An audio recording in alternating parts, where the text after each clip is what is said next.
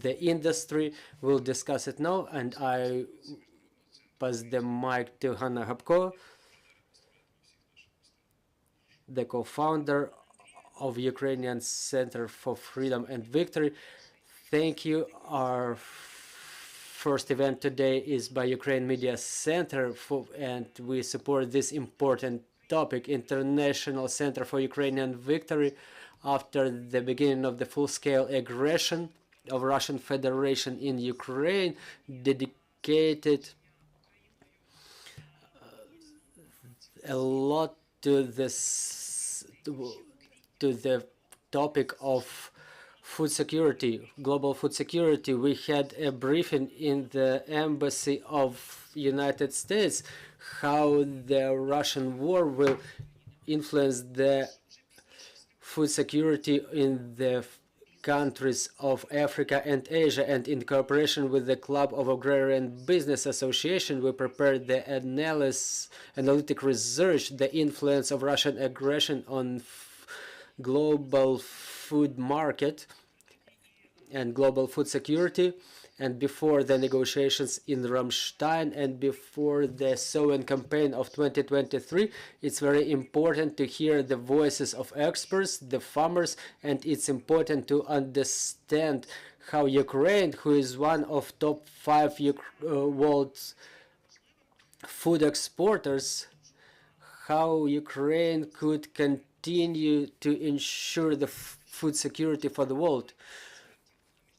And during the presence of the experts of Ukrainian Victory Fund in Japan, who now is heading the G7 for Japan, one of the top priorities is the mining of Ukrainian territories, and really 1/3 of Ukrainian territory, which is 175,000 square kilometers, they are in need of demining. And since the beginning of the full-scale aggression, more than 313,000 different explosive devices were identified and diffused. Also, the project supported by USAID, in these 2 projects, we researched the needs of the communities, and it's 30 communities.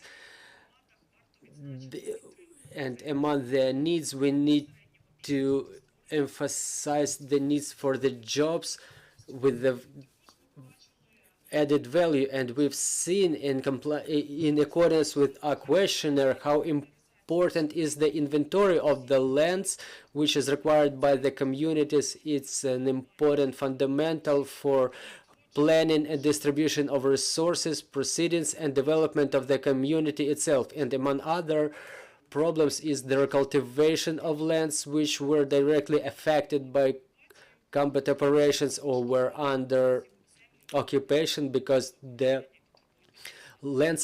soils are unfit for use as a result of the influence of different agents. And we want to focus on how important is the victory of Ukraine in 2023. Why in 2023? Because back in the summer 2022, we made a press tour, the International Center for Ukrainian Victory in Kiev region. We were visiting a farmer during harvesting campaign, and we've seen the facilities and tractors completely destroyed. Many farmers are already suing the aggressor, and it's one of the important areas is the support of the farmers in their cases against aggressor state. It's another important crime, ecocide. It's apart from the crime of aggression. So my first question is to the head of the analytic team from Ukrainian Club of Agrarian Business, Mr. Roman. Mr. Roman, thank you for this study, and we want this study to become public the soonest possible. Now the International Center for Ukrainian Victory will take part in Munich Security Conference, which has more than 1,000 important participants, the heads of the governments and the government agencies, and the question of Ukraine will be one of the main topics there. And after our tank coalition and another important coalition of fighters, and what the president mentioned in London, the Storm Shadow missiles, that we need to liberate Ukrainian soil with the military measures to make sure that every millimeter of Ukrainian soil is free from Russian aggressors. So, as per your research, what are the challenges for Ukrainian farmers and the manufacturers of agricultural products? And another questions, in view of the risks that we know about the reduction of sowing land, many soils are in a gray zone, demining.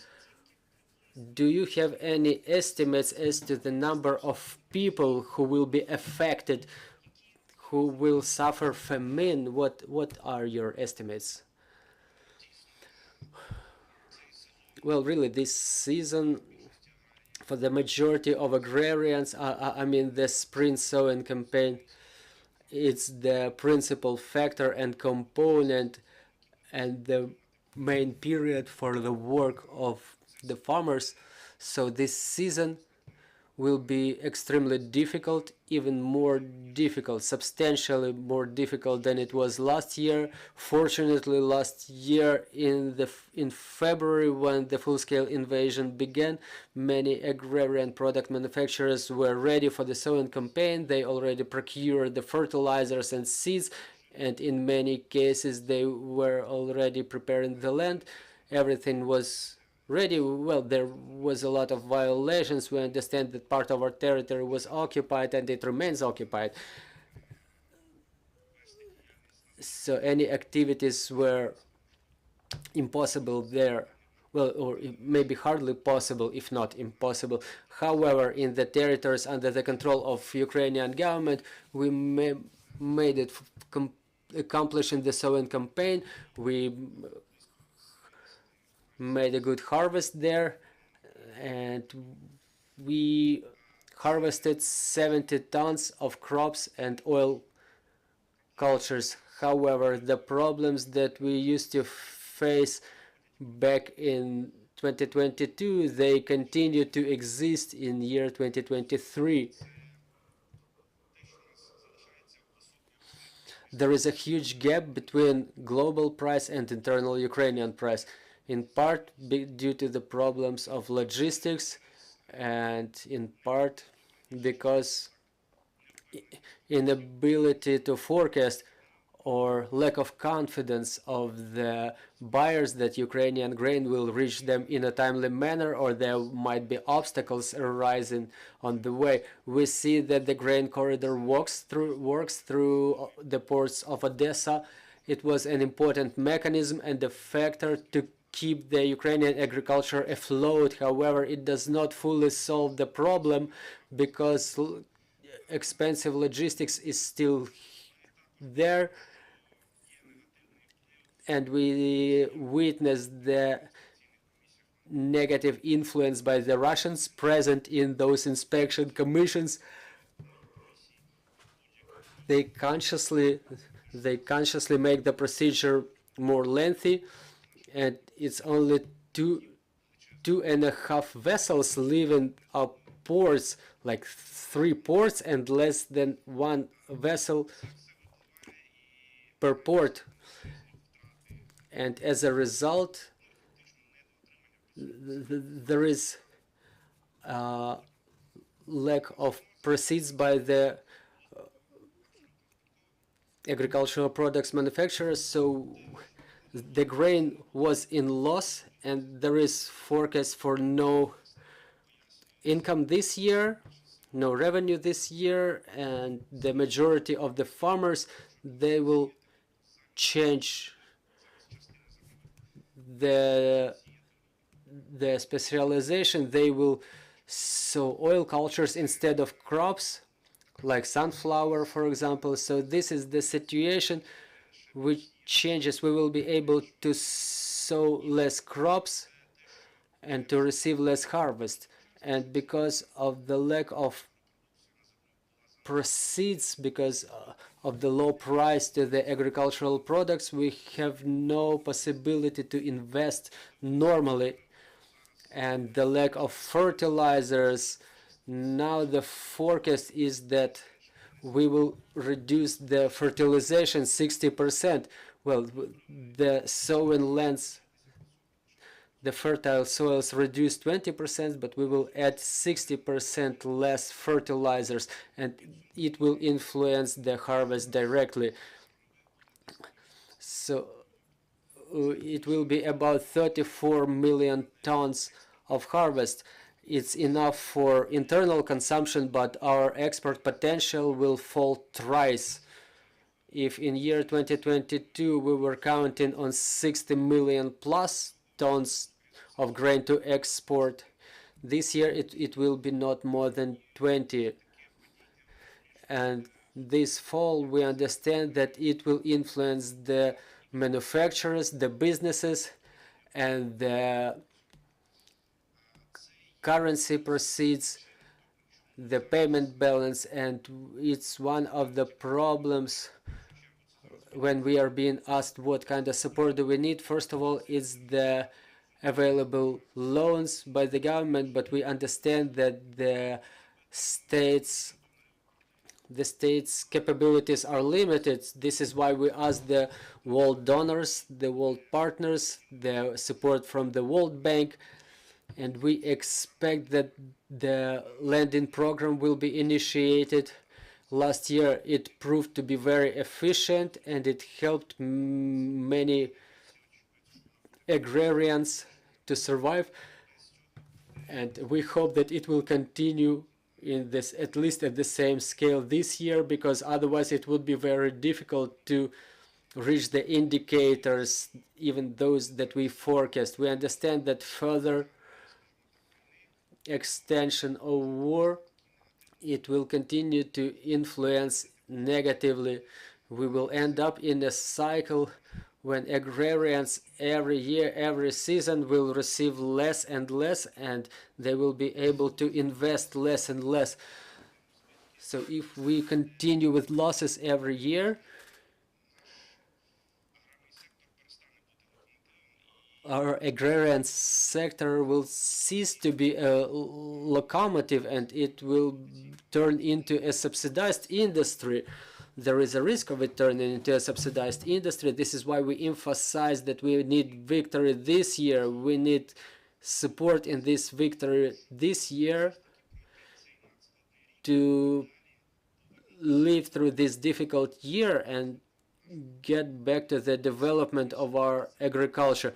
Roman, anyway, if there is no grain, or if it's less grain and there is a problem with corridors, like you mentioned, that so-called Russian inspectors, in fact, they block the procedure, that will result in deficit.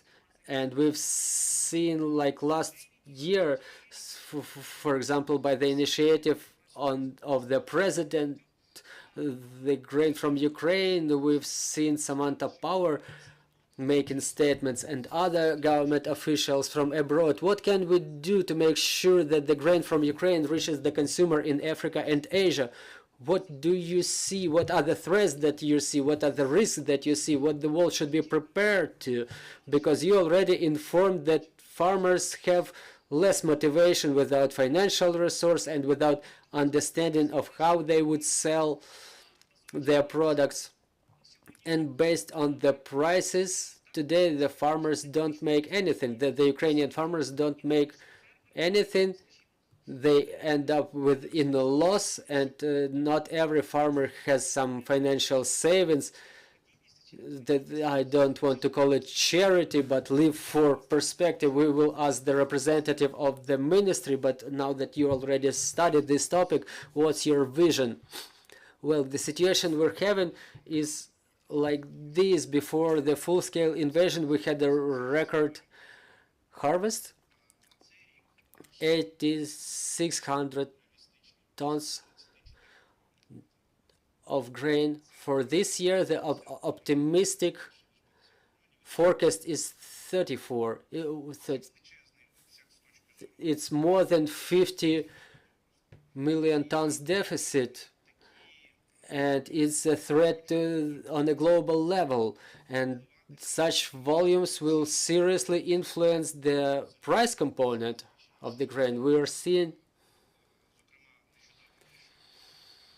for example, recently the new FAO index was published for the food products. Is still high.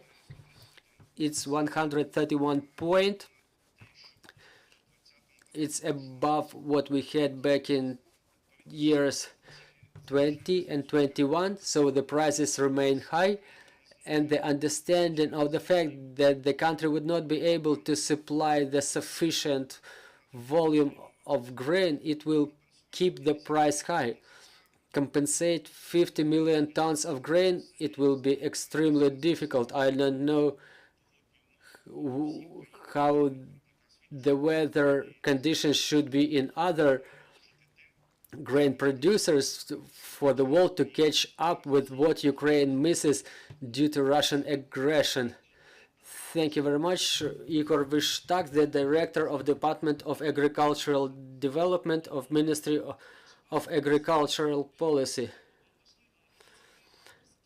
An initiative by the President and the government, the Grain Initiative, it's only a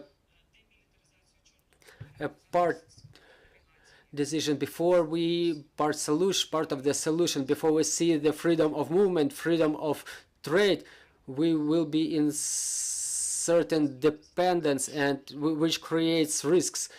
So what the government currently expects from the international partners, I mentioned the mining in the occupied territories. How efficient is this process here? Do we have enough resources? And what are the needs of the farmers, so they, even regardless their fear and lack of confidence, to make sure that Ukraine remains in top 5 grain exporters, regardless all those factors that we're facing now. The Ministry of Agriculture clearly understands the importance of continuation of activities of Ukrainian agrarians, because it does not only influences the economy of our country, but the food security all around the world.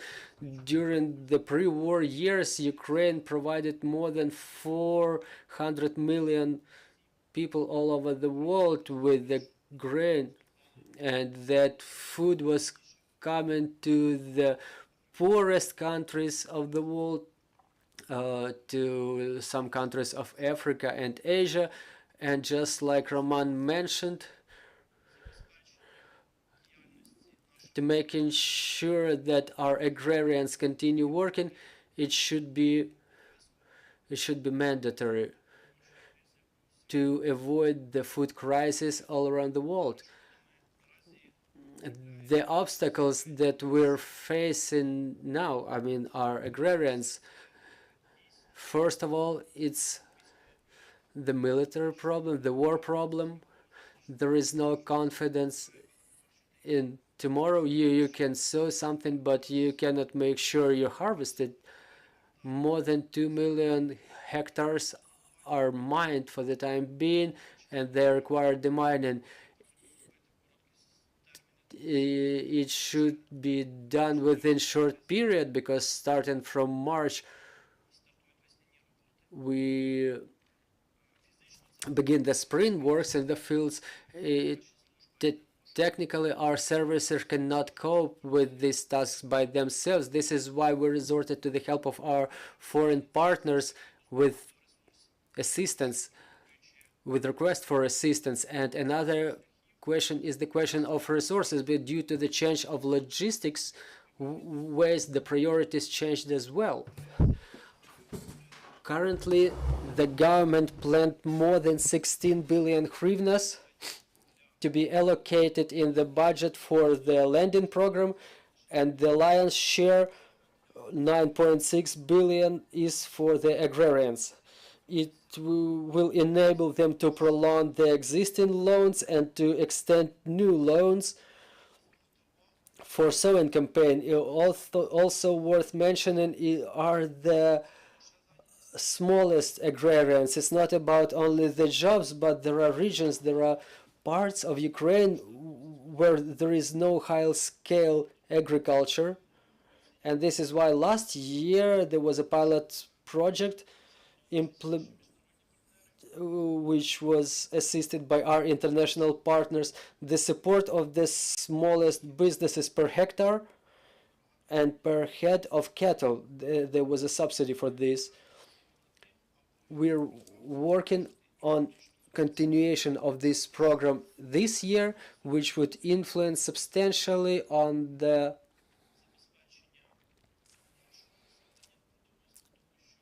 security of the food security of our population, because smaller agrarians, they're mostly involved in vegetable growing, deficit of which we see in the internal market for the time being, because the southern regions of Ukraine, who used to be the biggest producers of vegetables, 40% of vegetables were grown in the south. Now we see we have problems with vegetables. So the fertile soils, not only structure but the territory changes. It used to be 29 million hectares before. For the next year the forecast is 22 million hectares.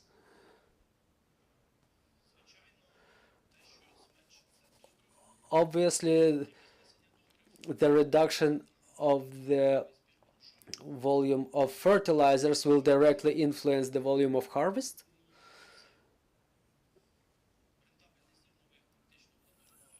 And the return on the crops was around zero, and for some regions which are remote from the ports it was in minus. Agrarians made some income on the oil cultures, but it generally is not a normal income. That's why we understand that for internal consumption, all groups of food products will be satisfied. Well, the import of fruits and vegetables, it will remain, but it's not the global problem. But as to the change of the export potential, it will happen, and like Roman already mentioned, the area of the soil, of the fertile soil, was reduced. We have non-harvested corn so far. This is why it will be sown in less amounts, and it's one of the most important crops that we used to export. So first of all, it depends on the way how the warfare will be evolving and how soon it will stop, and only then we will be able to talk about the development of agricultural business in Ukraine. Thank you very much for this forecast. But in fact, we have to understand that the food crisis, in fact, is famine for millions of people, Ukrainians who during Stalin times survived Holodomor, the genocide. They remember what Russian Empire was doing, trying to eliminate Ukrainian nation. We've seen from the beginning of the autumn when Russia was trying to impose Holodomor. When Victoria Nuland was visiting Ukraine, she said that it's Russians' task to bring war to every house. Well, we're already through Holodomor, it's almost spring, but I have a question to the representative of the ministry. Our experts were talking about combinations, like the combination of famine, imposed famine, and imposed Holodomor, the death by cold, after Russia concentrates all their efforts on destruction of power grid. on the energy infrastructure. Maybe they will switch to destroying the state silos, state reserves, the grain silos and the sowing materials, the seeds, not only to undermine the reduced capabilities for sowing campaign, but to target state reserves, grain elevators. Maybe it's one of their plans, because there will be no need when it's spring and when it's warmer. There is no need to undermine the efficiency of power grid. Maybe one of the tasks of Russia is to attack the state reserve. Well, unfortunately, there was a tendency like this a year ago. We remember when the territories and facilities of grain storage facilities under Russia's control, the grain was stolen from there.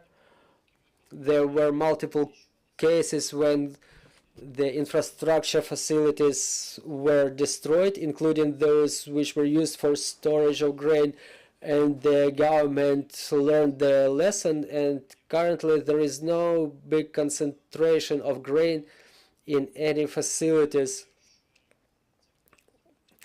So I think that it will be very difficult for them to do what you're talking about, but we should be ready for these provocations. Another question which is of greatest concern to us, it's important for us to win the information wars, because talking about the global south, Russian propaganda tries to accuse Ukraine, regardless of the fact that it's Russia who started the aggression. It's the ninth year of the genocide. So did we make any evaluation, any assessments of the amounts of grain stolen from Ukraine by Russians? We remember how they burned the fields last year with wheat. Are there any forecasts or are there any assessments? Well, unfortunately, we don't have any precise assessment. There are committees involved, consisting of law enforcement agencies and scientific institutions, along with the government agencies. We have a lot of common source of grain, which were traditionally sown starting from Soviet times. We tried to make a scientific analysis of the grain which Russia trades in. Such analysis exists, but it's more law enforcement agencies who are responsible for this, but we get involved too. But what is worth mentioning is that in the territories along the front lines and in the occupied territories, the cases of pillaging of Ukrainian grain, they are still in place. We will thank you. We will continue advocating. We will continue to do everything we can to protect the Ukrainian farmers and to protect the Ukrainian ports. I'm having a question to Roman Makukhin, who is the expert of FAO,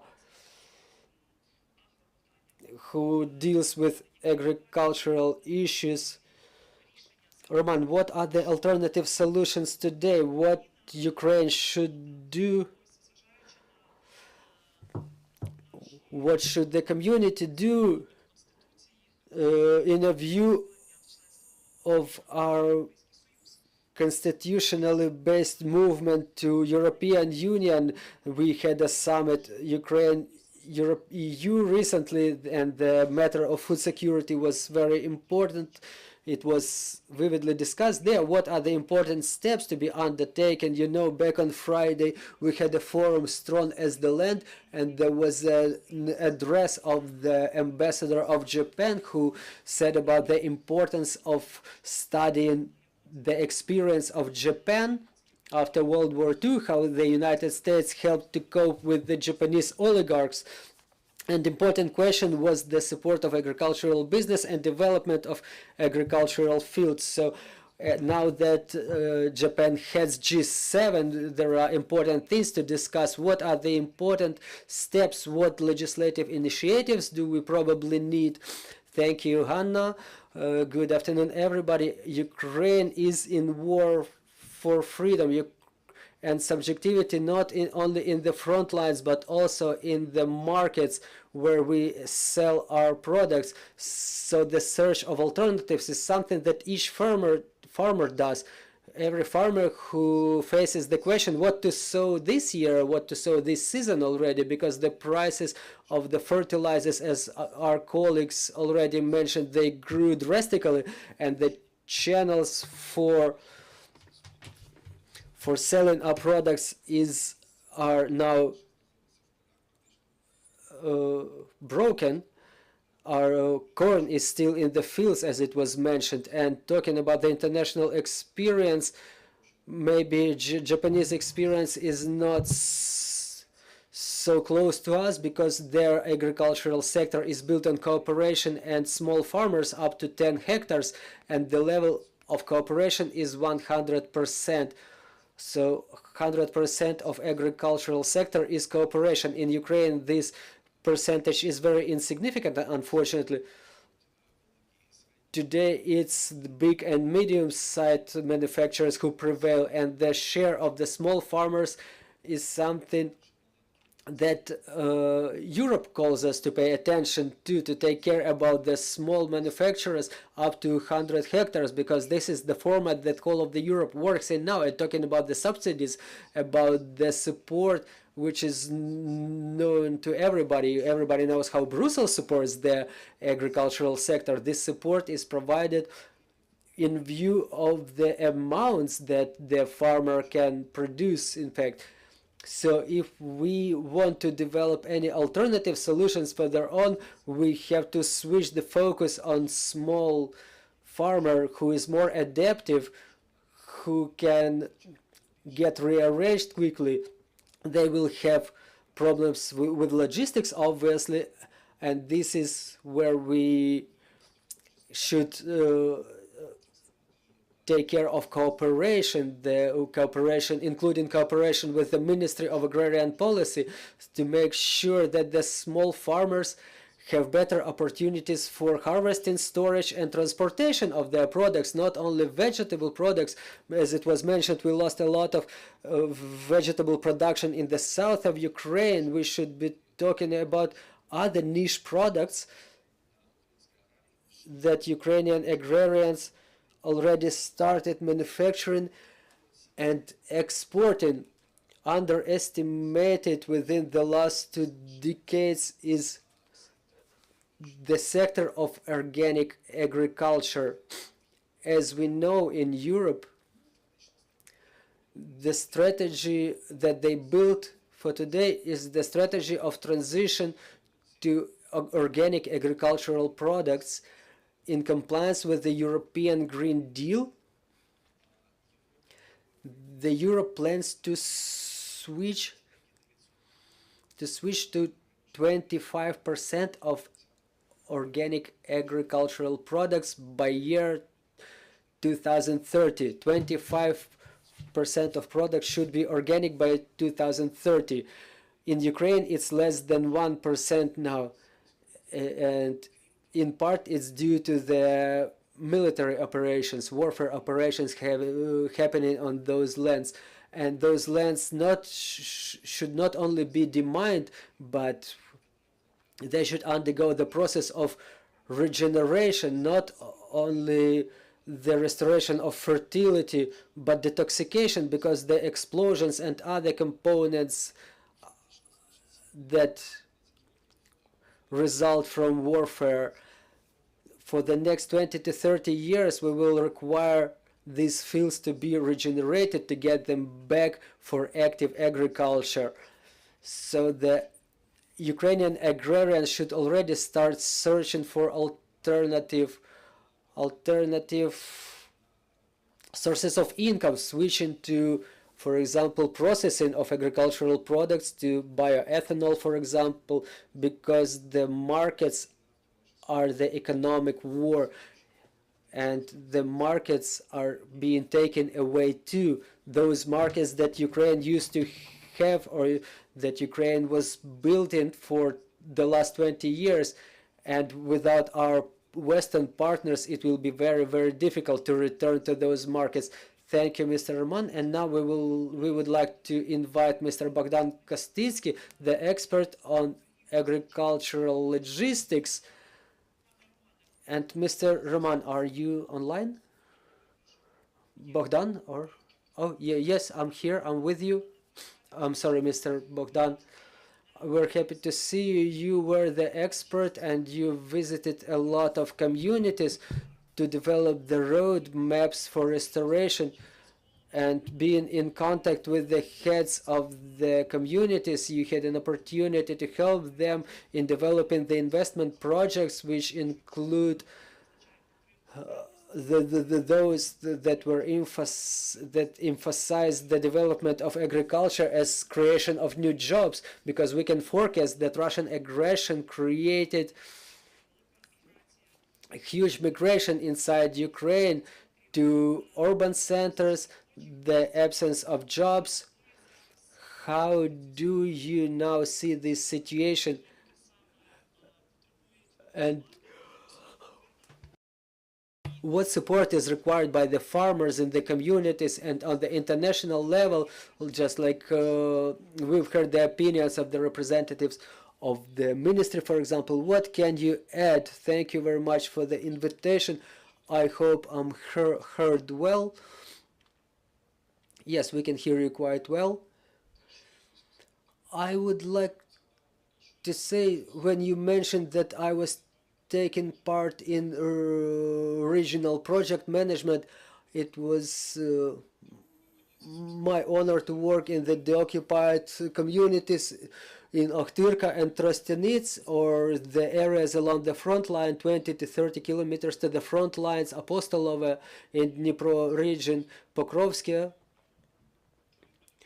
Unlike those communities which require assistance in the western Ukraine to accept and to create new jobs for the internally displaced persons, those communities in the areas along the front line or the occupied areas, in fact they survive. What I can tell you about the Sumy region, switching from small factors to the global ones, manufacture or producing such cultures as wheat or corn in those regions, it makes no sense. I agree with the previous speakers. For example, in Lublin, in Poland, you can make $240 to $250 per ton of corn. So when the manufacturer from the Sumy region calculates the cost of delivery to Lublin, they should spend more than $200 to have their product delivered there. So any sense is already lost. Allegorically speaking, you can just dig a bag of money in the field. But what are the observations I want to share? Roman emphasized it very well, that the niche crops, niche cultures are very important and interesting. For example, in the communities of Sumy region, they grow the pumpkins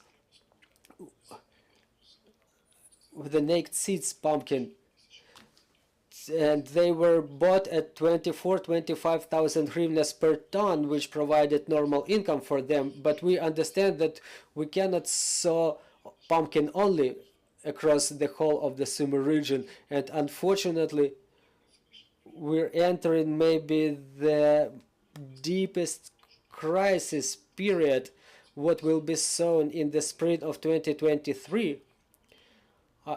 I think that the previous speakers were absolutely right, saying that we will have 40 to 50 fall into 50% fall in corn production, and ripe will be harvested only in August and September, and many manufacturers will switch to other cultures. And a few words about what's going on in the corridor. The passage capacity due to the sabotage of by the representatives of the Russian inspector teams is about 100 tons per day. It's 3 million tons per month. So today we're having approximately 33 million tons of grain remaining. It was remaining from the last year, and the year 2022, 11 million tons of wheat and 21 million tons of corn and 2.5 billion tons of barley. With such dynamics, we will need only time to export everything we have for the time being until year 2022. Back in November, when the grain corridor was operating, Russians withdrew from there for a couple of days. So back in those days, United Nations, in cooperation with Ukraine and Turkey, exported more than 1.5 million tons of grain back then, and Russians put their foot in the door when they understood what's going on. So, but I think that this is the only way we can operate. We need to ensure at least 5 to 6 tons capacity per month, because if Russia keeps on doing their sabotage actions, we have to, in cooperation with our international partners, we have to make sure that the grain corridor exists without sabotage by the Russian aggressor. Thank you, sir, for your visits to the areas along the front line, to their communities. So what we need is this synergy of the demands of the communities and the fact that we develop those roadmaps, and together with ICUV, the representatives of the communities, they make visits to key European capitals. There was a visit to Belgium, to Rome, another visit is prepared to Holland, to Poland, and we want the representatives of the communities to search for partners. Dear journalists, please prepare your questions. Our last speaker is Frank VanderHulst, who is the European farmer and a politician, and he has an understanding of how much is European Union focused on the small manufacturer. What are the challenges? We have questions to you. On one hand, as the the Japanese ambassador said, I apologize, like you're going to European Union, but you gotta be aware that Ukrainian agriculture will compete for the market. You will fight for the market with the farmers of European countries. So question to you is, what's your vision? How Ukraine can protect their manufacturers? How to find a win-win solution for better quality and better market? So please. Or there is the simultaneous translation? There is translation. Ah, okay.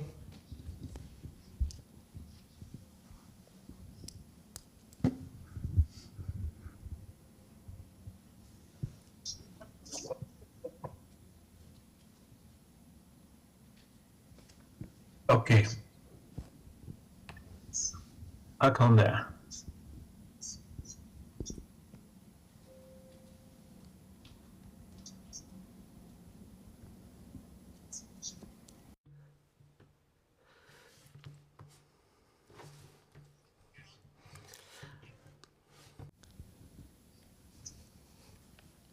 All right. Do you hear me? Yes. Do you hear me? Yeah.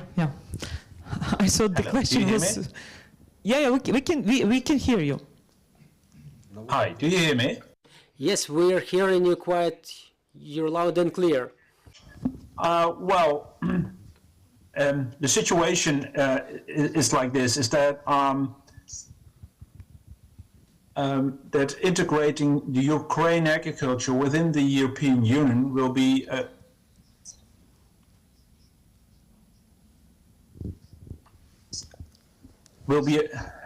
a major job, both on the Ukrainian side as it is on the European side.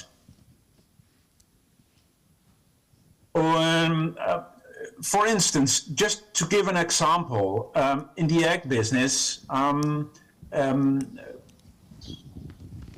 the Ukrainian farmers had to adapt to European regulations.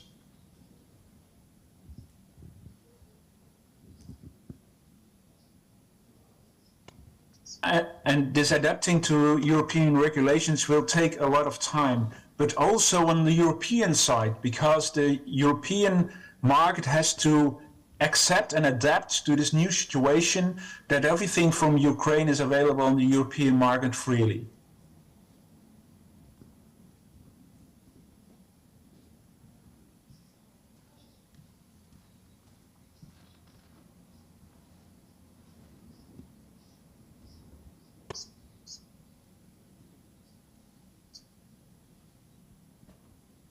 That will take a lot of time. Also, for instance, the European subsidies on agriculture are already the biggest budget part in the European budget. So when Ukraine is coming with its large agricultural areas, is joining up in the European Union, they have to adapt and have to change this type of subsidies.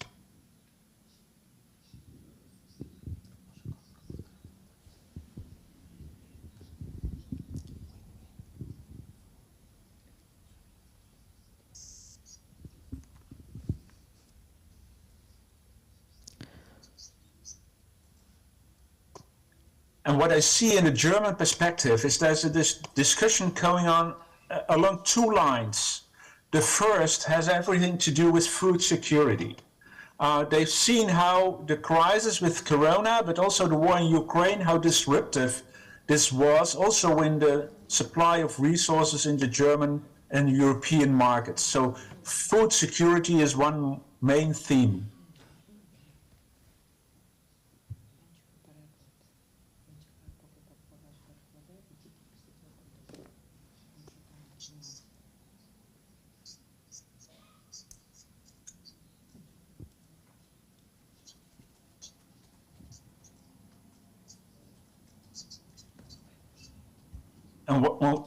And what can be seen is that for the food security, the importance of mid-sized and small and very small farms is, well, the importance is very high. And you see discussions going on if it's useful and necessary to top off the subsidies for the big farms. That will mean from a certain average, from a certain amount of hectares, you won't get subsidized anymore.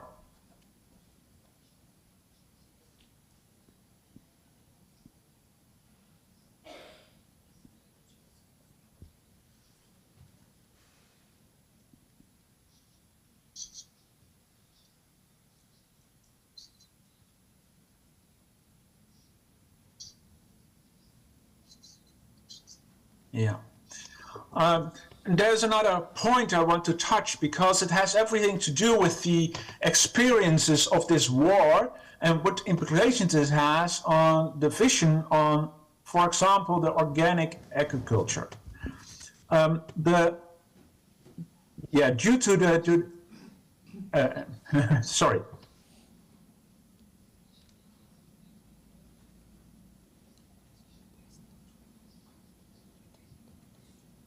I want to call one example, and that due to the extremely increased price of gas, the production cost of artificial fertilizer exploded, and demand to artificial fertilizer dropped dramatically, and also production capacity was half. So the Rotterdam producers just with 40, 50% decrease of production capacity because there was no business case anymore for artificial fertilizer. And from this point on, manure, so organic fertilizer, has been its weight is almost in gold. It's worth its weight in gold, and that's a major transition in thinking about resources, food security, and autarky within the European Union, also in the German perspective.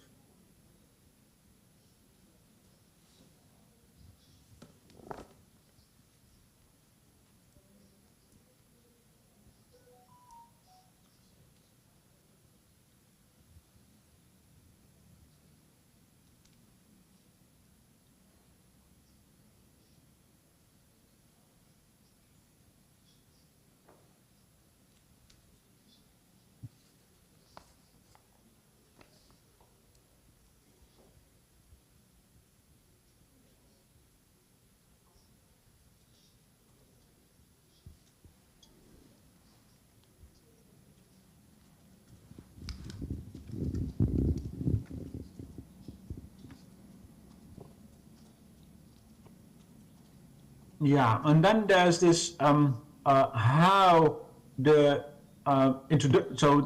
the joining up from Ukrainian agriculture within the European context, what effect it will have on the European markets. Of course, it's also competition. That's clear. But it's not only competition, because from introduction within the European Union, there's also that all Ukrainian farms have to adapt to European regulations, and so there will be a new level playing field. So it has two sides: more competition, but also a more leveled playing field and a more fairer competition. That's will be the experience from European farmers.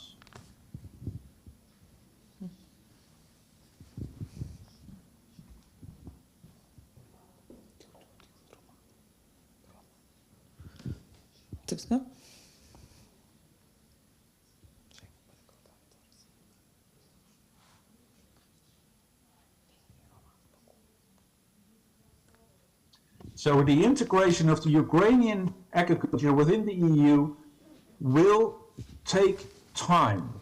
So you can't neglect the fact that when the new budget is being discussed on the European level without Ukraine, so in normal circumstances, it takes 2-3 years to solve this discussion in normal times.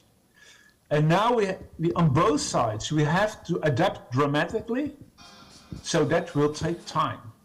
I can't see it happen that it will, although I would wish it for tomorrow, it become true that Ukraine will be entering the European Union from political point of view. But from the practical and operational point of view within agriculture, it will take time and a lot of discussion. Thank you so much, Frank, for your contribution to our discussion today. Шановні колеги журналісти, чи у вас є запитання до наших спікерів? Ми маємо завершувати. Будь ласка. Dear colleagues, we have if you have any questions to our speakers. Good afternoon, Anastasia Kravchenko, Ukrinform. My question is to Mr. Slaston about what you're saying, that the war should end this year, otherwise we would have huge problems in Ukrainian agricultural sector. And my question is how soon the Ukrainian agrarian sector will be able to restore to the pre-war indicators if the war ends this year. Well, the continuation of war will just pull us into the cycle of loss and non-development and degradation. And talking about the time needed for restoration, talking about the regular crops, it's 1 or 2 years. For renewal, without demining matter, for example, because it all depends on how contaminated the land is. But talking about substantial destruction of material. For example, we've seen the destruction of elevators to the ground, or the workshops, the machinery. More time will be needed, maybe 3 to 5 years. The destroyed cattle farms, it's like 5, 7, up to 10 years. So the more funds were invested, the longer will be the period for restoration. But on the other hand, it will mostly depend on the support. It depends on whether we will have normal financial conditions and support from our partners with long-term loans. If so, it will expedite the process. Thank you, dear journalists. I apologize, but we only had 1 hour for our discussion. Konstantin Tkachenko, latifundist. You mentioned the forecast of 34 million tons because the National Bank had a forecast of 45 tons. I'm talking about the crops, the wheat, barley, and beans, and the total will be added maybe with 19.3 million of oil cultures. So we will end up with 53 million tons of both crops and oil cultures. The oil cultures by area, they will add about 30% of the area compared to 2022, but the total will be less, the harvest will be less due to the lack of technologies. If Bogdan Kostitsky is still online, I would like to ask some details from him. Mr. Bogdan, are you online? Yes, I'm online. Bogdan, could you please tell us, do I understand it correct that multinational corporations reduce the amount of procurement in the ports? They almost stopped procuring grains and oil cultures in the ports, and they only procure from elevators. Well, it's not about even the elevators, but during the last couple of weeks we lost $20 to $30 per ton in price. And the main reason is that we're having 33 million tons in reserves, and the needs of traders are already covered.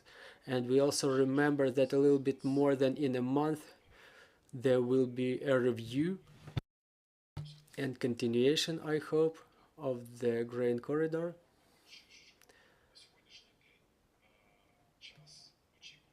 In a view of the fact that today the average time waiting for inspection is from 45 to 60 days in Bosphorus Strait. It's an additional factor for wrapping up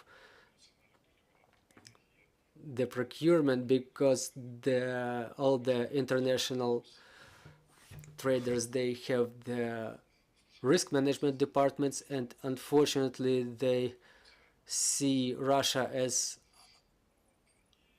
very difficult partner, so to say, which is easy to unpredictable partner, and it contributes to the difficulties with the grain corridor, with exporting what's already accumulated in the ports, and the liquidity leaves much to be desired. Thank you, dear colleagues. If there are no more questions, we appreciate the participants of today's discussion for International Center for Ukrainian Victory. It's very important to mobilize the world to make sure that in year 2023 Crimea is an achievable goal. Why it's important? Because Ukraine, which survived the genocide of the artificial genocide, the handmade famine organized by Stalin, we don't want millions of people across the world in the countries of Asia and Africa and global south to survive famine. And what's important for us is not only support for Ukrainian farmers, but also justice, the fairness, the food security, because we're not only global security guarantor, but also the food guarantor. And for the Ministry of Agrarian Policy, we will present you with the T-shirt with an F-16 on it. And we want our ministry in the meeting with international partners who will offer money, which is very important to support the farmers, the small and medium-sized farmers, to give them opportunity for sowing. We're hearing it very frequently in the Congress, like Marcy Kaptur, who are given seeds, but we understand that every millimeter of Ukrainian land is liberated from Russian occupier, that it's demand, and to make sure that Ukrainian farmers can easily sow and the Ukrainian land can feed 400 million people around the world. And we want those products to be green, to be organic and competitive. And we will implement different standards and sanitary requirements. And there's a lot of work to be done, but we will take all necessary efforts to make sure that year 2023 is the year of victory, because continuation of war is the 10th year, which will affect the capabilities of Ukrainian state to provide the food security for all the world. I want to thank our partners, Ukraine Media Center.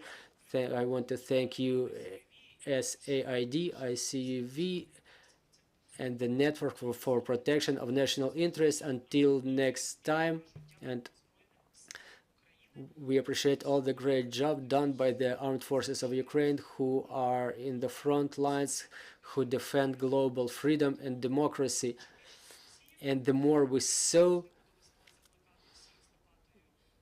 in the spring, I will call everybody to plant whatever they can, because those who are not in the front lines, they should plant the potatoes or the strawberries. So follow my announcements, my flash mobs, short videos from the country houses will continue just like previous year. After the fighters and Leopard tanks and storm shadows for our armed forces, each and every Ukrainian should grab a shovel to plant whatever they can. So thank you once again.